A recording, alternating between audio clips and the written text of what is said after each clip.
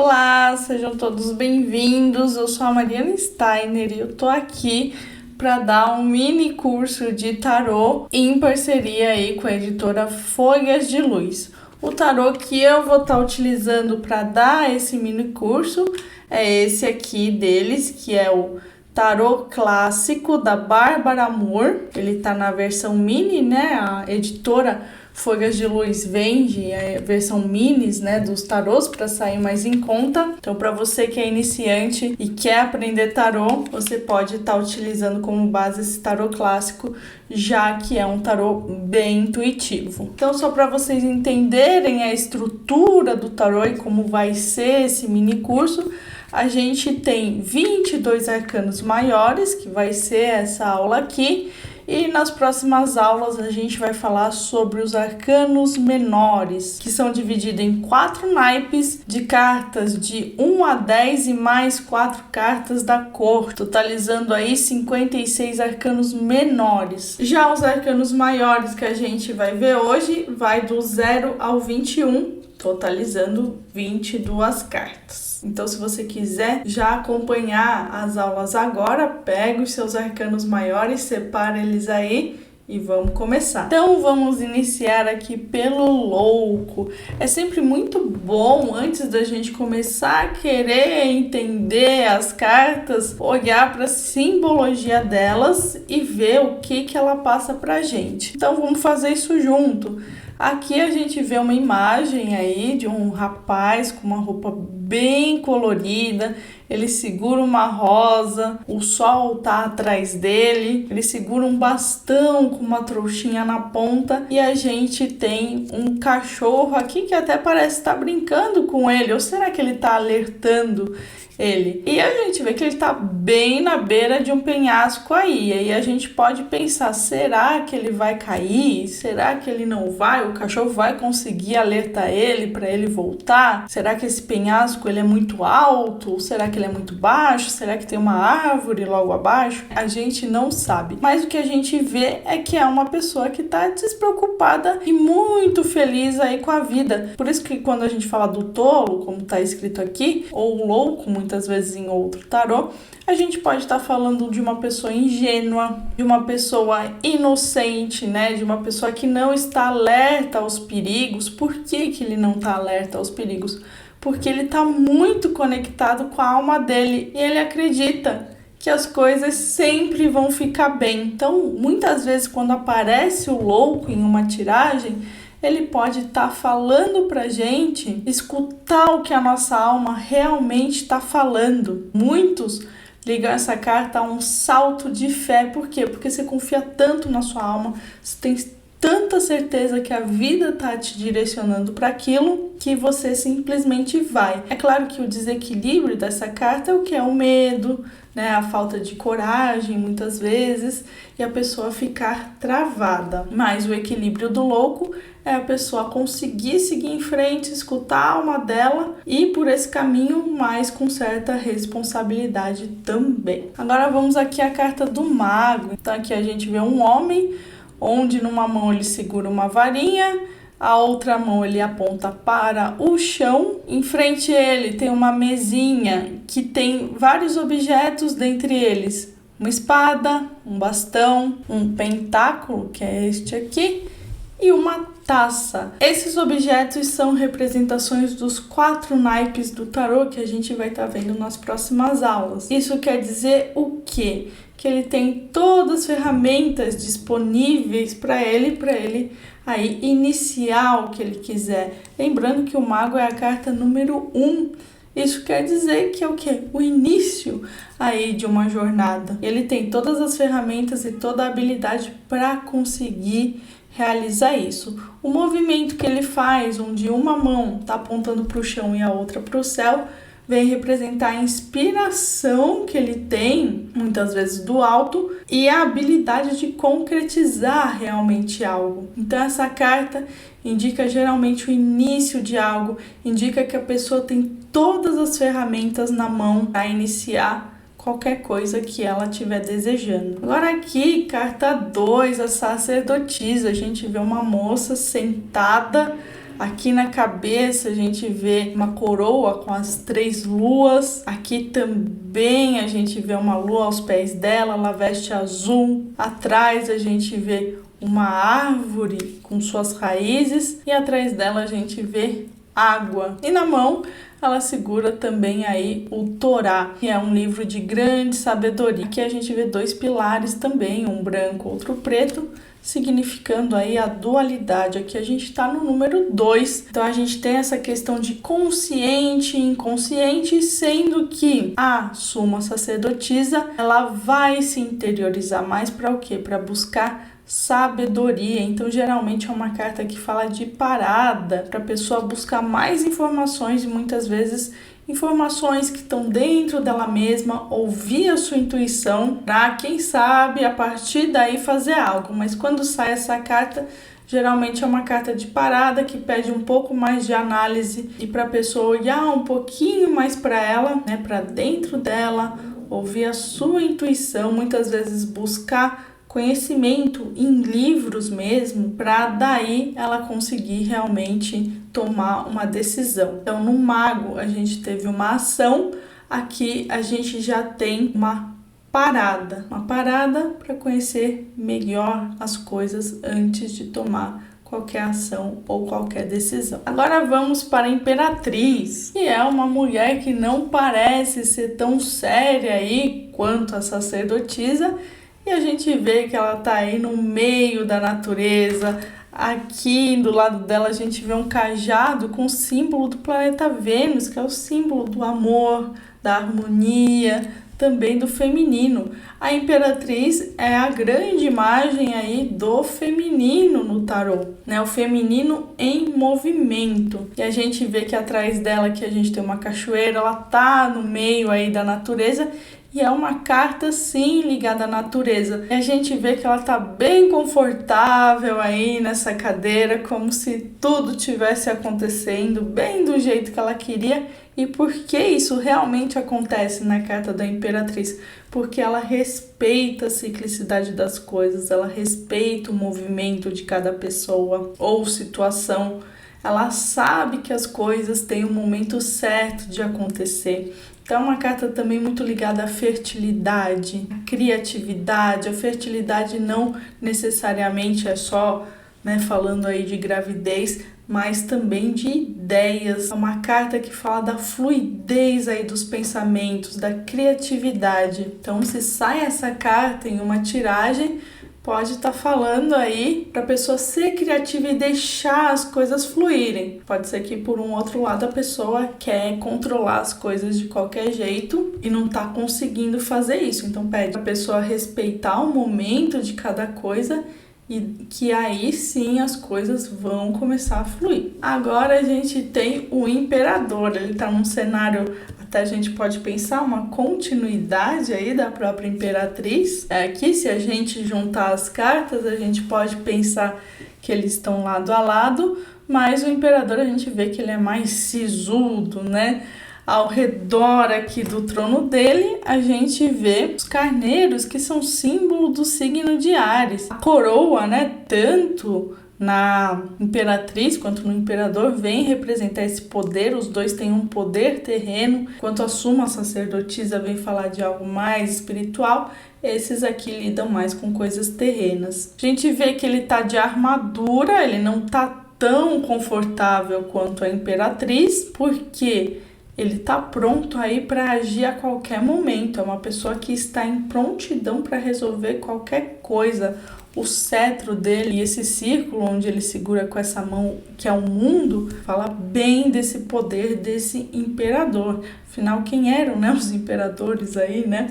Os donos aí de algum país, eles que mandavam. E essa armadura dele também vem indicar que ele está pronto aí para brigar se for necessário. Ele está bem prontidão, apesar dele estar sentado. E o imperador, ele fala de uma estruturação. Geralmente ele vem mostrar pra gente estruturar algo. A gente tem o número 4, né? Vamos lembrar do quadrado. É algo realmente aí estruturado, algo organizado, algo sério, responsabilidade. Então, sempre que essa carta sai, ela vem falar, olha, é o momento de você realmente estar construindo e estruturando algo. Enquanto muitas vezes na Imperatriz a gente só tá ali na criatividade, no Imperador a gente vai realmente colocar a mão na massa. E por um outro lado, pode ser uma pessoa que vai procrastinar pra caramba, né? Não vai querer agir. Ou também pode ser uma pessoa irresponsável, que quer deixar as coisas na mão dos outros, quer responsabilizar os outros, né, pelas suas escolhas. E também a gente pode falar aí de pessoas possessivas, né, pessoas muito mandonas. Aqui a gente vai ter o Hierofante, onde em muitos tarôs é conhecido como o Papa. Então aqui a gente vê uma figura religiosa. Abaixo dele tem algumas chaves aqui, né, que é a chave do conhecimento dele. E aqui à frente a gente tem os seus súditos. E essa é uma figura aí também espiritual, parecida com a sacerdotisa, mas a sacerdotisa ela não lida com outras pessoas, ela vai realmente buscar respostas em seu interior. Quando a gente fala do Papa, você pode estar em uma de duas posições aqui, ou você pode ser um desses súditos, ou você pode ser o próprio Papa. No caso da pessoa estar como súdito, isso quer dizer que ela tem que buscar um especialista, ela tem que buscar alguém que sabe mais do que ela, que pode ser um professor, pode ser alguém mais velho, alguém com mais experiência. No caso da própria pessoa entender que ela é o Papa, isso quer dizer que ela tem que passar o seu conhecimento para frente. Por outro lado, a gente pode falar que essa carta não quer realmente passar o seu conhecimento, de uma pessoa que não quer compartilhar nada com ninguém, e também podemos pensar em pessoas assim, né, fanáticas, que sejam em questões de religião ou filosofias, né, pessoas que só pensam por um ponto de vista, não conseguem ver além disso. Agora aqui a gente tem a carta dos amantes, numa cena onde lembra muito Adão e Eva, tanto que aqui a gente tem a árvore aí, a macieira e a cobra aqui enrolada. Acima a gente vê o anjo.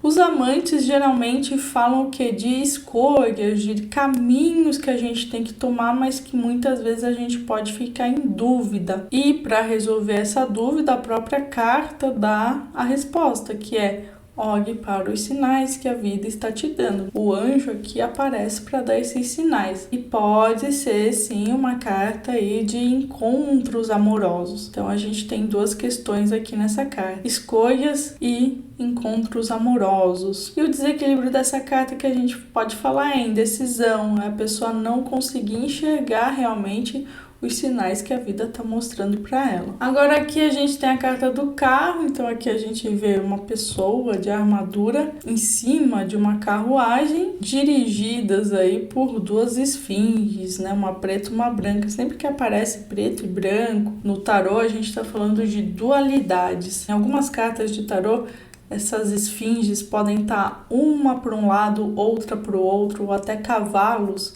são representados aqui nessa carta também, um indo para o lado, um indo para o outro. Isso é, a pessoa não sabe para onde ir, né? Ela manteve a indecisão ali dos amantes, mas ela está tentando ir para algum lugar. O grande equilíbrio aqui dessa carta é a pessoa saber para onde ela ir, ela tá com o seu consciente e inconsciente integrado para que essas esfinges que estão guiando o carro não irem para lados opostos, porque aí o carro não anda, né? Se elas forem para lados opostos, mas ela ter certeza do que ela quer para ir com foco e determinação no seu caminho.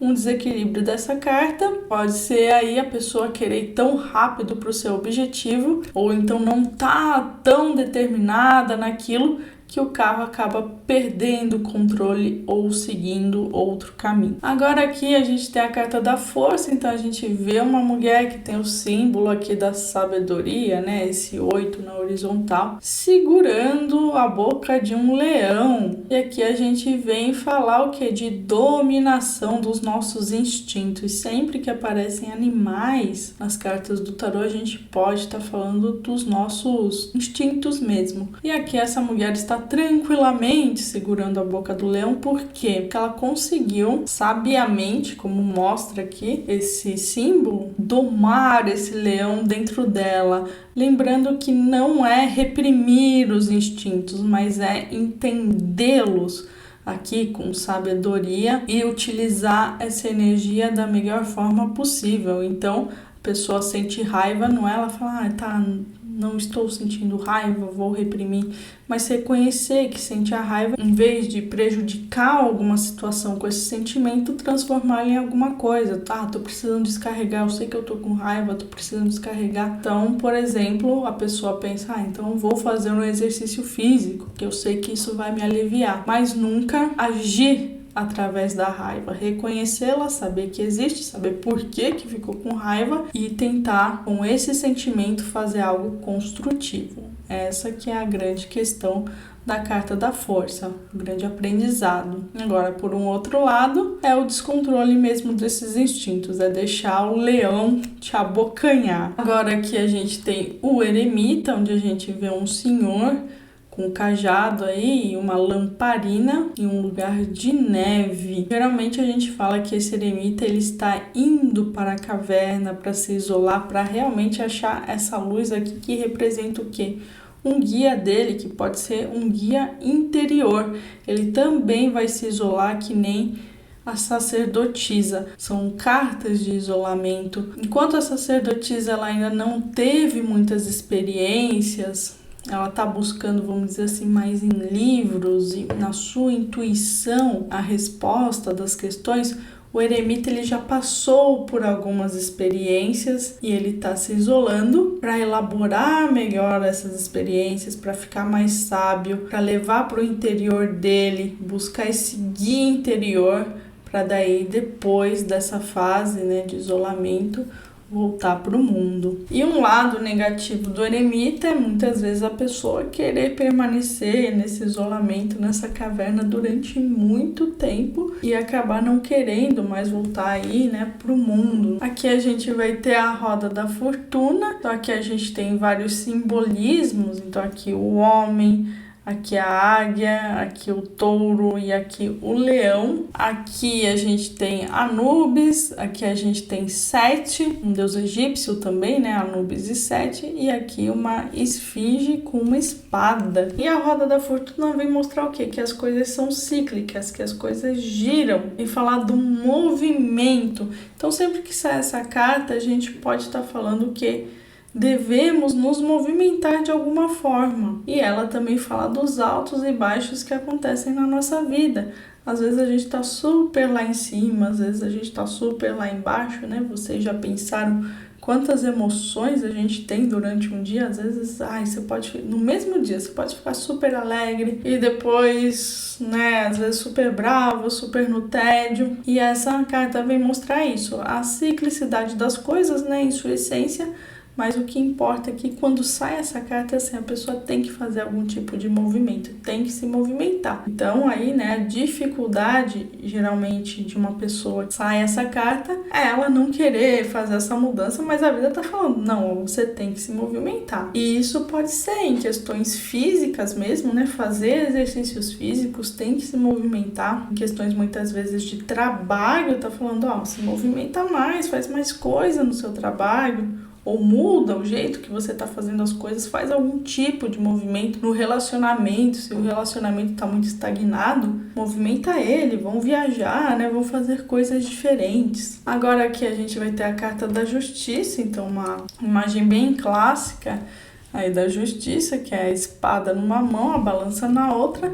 E essa é uma carta que fala da justiça dos homens. Então aqui são regras, pode falar de justiça mesmo muitas vezes, né? Questões legais. E essa carta quando sai fala que a pessoa vai receber tudo aquilo que é de merecimento real dela. Então vamos supor, ela entrou aí com um processo com alguma coisa e aumentou demais a questão do processo, ela vai receber aquilo que é devido legalmente. Ela pode ter aumentado o quanto ela quiser, mas ela só vai receber o que lhe é devido. Muitas vezes, dependendo da pessoa que vê essa carta, pode ser bom ou pode não ser tão bom. Ela não vai ganhar a mais daquilo que ela merece, por exemplo. Ela vai ganhar aquilo que lhe é realmente devido. Então é uma carta que fala também de equilíbrio e fala de racionalidade.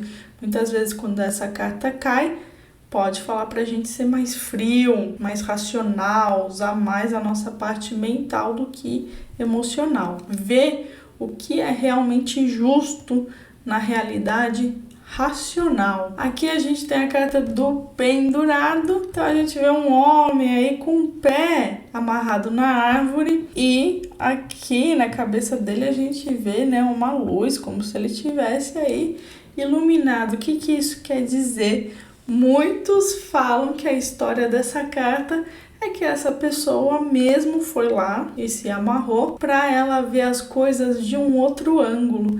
E é isso que o pendurado vai falar aqui. Nossa, eu tô numa situação estagnada, eu não sei como sair disso, tá desconfortável. Como será que eu posso sair disso? Olhe de outro ângulo, olhe por outros aspectos, e aí sim você vai achar uma resposta. Por um outro lado, a pessoa pode só ali se pendurar e ficar numa situação desconfortável, mas que assim, tá ruim, mas tá bom. Muitas vezes essa carta pode falar de comodismo, aí num lado mais em desequilíbrio. Aí agora aqui a gente tem a carta da morte, então aqui a gente vê um esqueleto, uma carta muito temida pelas pessoas.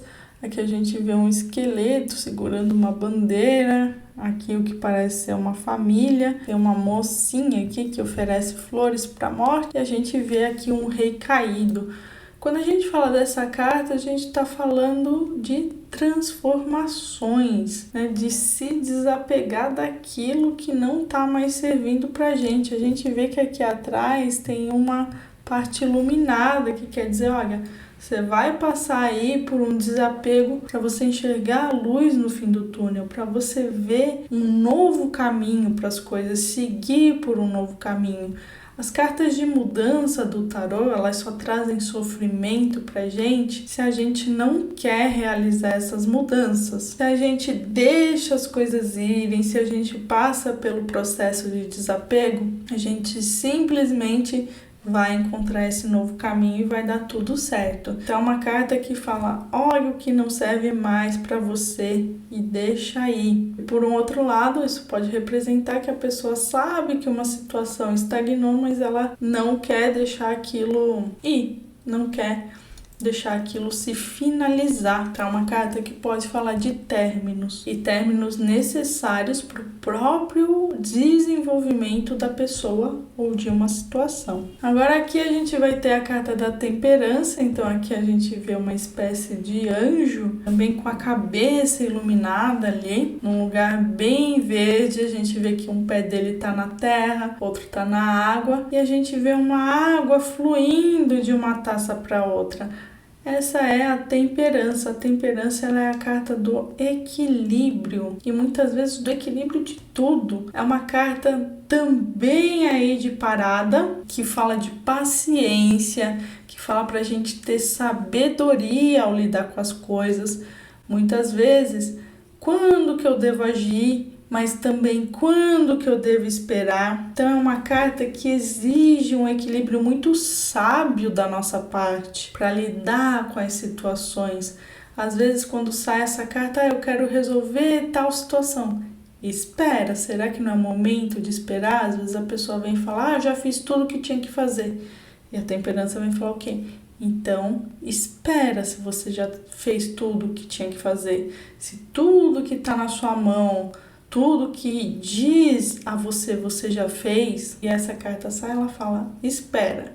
Se você sabe que você ainda não fez tudo, tenta equilibrar as coisas, do que está nas minhas mãos para eu conseguir resolver tal situação. Mas se depende de outras pessoas, vai ter que ter essa espera do movimento dos outros também. E por um outro lado, essa carta pode falar aí, né, da pessoa que também vai deixar a vida levar para sempre, né? Não vai querer colocar aí na mão na massa. Aqui a gente tem a carta do diabo, uma carta também que às vezes é muito temida aí pelas pessoas. Então aqui a gente vê a figura, né, do próprio diabo aqui, né, colocando fogo aqui, né, porque a gente vê que esses personagens aqui, eles têm caudas que podem ser o próprio Adão e Eva lá dos enamorados aí, só que agora eles deram uma caída, né, para outro local. A gente vê que eles estão presos também por correntes. Isso quer dizer que o quê? Que eles caíram nas ilusões, eles caíram nas ilusões materiais, nas ilusões de vícios, nas ilusões de prazeres. Só que cabe muito mais a eles do que a figura aqui do diabo a se libertar dessas correntes. A gente vê que atrás dessa carta é tudo escuro. Isso quer dizer, eles estão presos realmente nas ilusões da matéria e dos vícios, muitas vezes. Essa carta é uma carta que pode falar de vícios, tá? Que pode ser de qualquer coisa, pode ser vícios em ficar pensando alguma coisa negativa, por exemplo, pode ser vícios físicos também, podem ser vícios de compras. Então essa carta pode alertar a pessoa para, olha, você está preso em qual ilusão, para a pessoa se questionar. Um lado mais positivo dessa carta, ela pode estar falando para a pessoa falar mais não, para a pessoa se impor. Se são pessoas, por exemplo, que não ligam para materialidade, finanças, essas coisas, pode estar falando para a pessoa dar mais atenção a isso, dar mais atenção a questões materiais. Claro, sempre tomando cuidado para não cair nas próprias ilusões da matéria. Aí aqui chegamos à carta da Torre, onde a gente vê um raio atingindo essa torre e dois personagens caindo. Essa é uma carta que fala o quê? De reestruturação, de recomeço, de reinício. Às vezes a pessoa vai vir com alguma pergunta, o que eu devo fazer com essa situação? Começar tudo de novo. Começar muitas vezes do zero. Repense as soluções, repense esse desenvolvimento. Essa também é uma carta de mudança, então deixar coisas para trás, que aqui não estão servindo mais mesmo. Às vezes já chegou num nível que a pessoa já sabe que está irritando muito ela. Muitas vezes aqui as pessoas falam que é uma mudança pela dor. O que seria uma mudança pela dor? A vida já avisou você várias vezes que você tinha que fazer uma mudança, que você tinha que fazer um movimento, como a gente viu em outras cartas. Quando se chega aqui, é porque a vida fala, não, aqui você vai ter que fazer esse desapego de qualquer forma. E se essa carta é boa ou é ruim, depende aí de como a pessoa lida com questões de desapego. Se ela vai por um caminho de que, isso é um livramento mesmo, tô precisando disso, tô precisando deixar isso para trás e eu quero realmente ir para um novo caminho, essa carta é maravilhosa.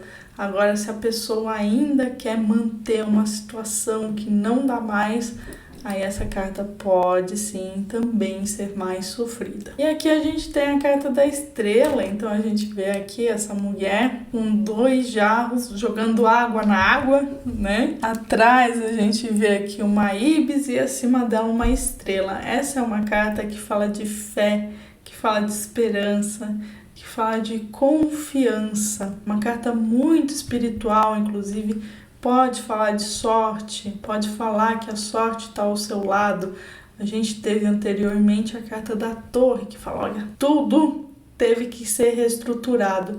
E a estrela vem falar exatamente para o que? Olha, depois de um momento, às vezes muito difícil, tenha fé, tenha esperança, confie que as coisas vão melhorar, a espiritualidade está te ajudando, a sorte está ao seu lado. Por um outro lado, pode ser uma pessoa que entrou num pessimismo e não consegue sair disso, né? Ela passou, às vezes, por uma crise, mas ela não consegue sair dessa crise. E aí, por exemplo, que nem essa moça, no caso, ela não consegue olhar para a estrela, ela não consegue ver a luz ali no fim do túnel, ela não consegue ver a resolução da situação, mas quando essa carta sai, ela tá falando que tem sim uma resolução, que as coisas vão melhorar, para ter fé, para ter esperança. Agora vamos à carta da lua. Então aqui a gente vê uma lua e um rosto aí de uma pessoa. Aqui a gente vê um cachorro e um lobo, como se eles estivessem uivando para a lua. E aqui uma lagosta saindo ali de um lago ou algo do gênero. Atrás aqui a gente vê 2 torres, onde está realmente mostrando um caminho. Essa carta ela também fala, assim como o diabo, de ilusões, mas aqui são ilusões muito mais pessoais, muito mais do inconsciente. Não é lá que nem o diabo, que são as ilusões referentes a vícios, a materialidades, que são muitas vezes ilusões referentes ao nosso próprio comportamento, a coisas que nos atormentam já há muito tempo, coisas que estão no inconsciente, coisas perturbadoras que às vezes vêm nos nossos sonhos. E quando sai essa carta, tá na hora de olhar para isso, para seguir em frente, porque a próxima carta vai ser o Sol. Então aqui é como se a gente estivesse ali tendo que mexer em algumas coisas nossas para conseguir seguir em frente, para conseguir que o caminho se abra. Aqui já mostra, né, o caminho, que esse caminho vai dar lá no Sol mesmo, que vai ser a próxima carta. Então aqui às vezes são coisas escondidas, né? E a pessoa escondendo de si mesma e não admitindo para si mesma certas coisas, a pessoa não enxerga direito.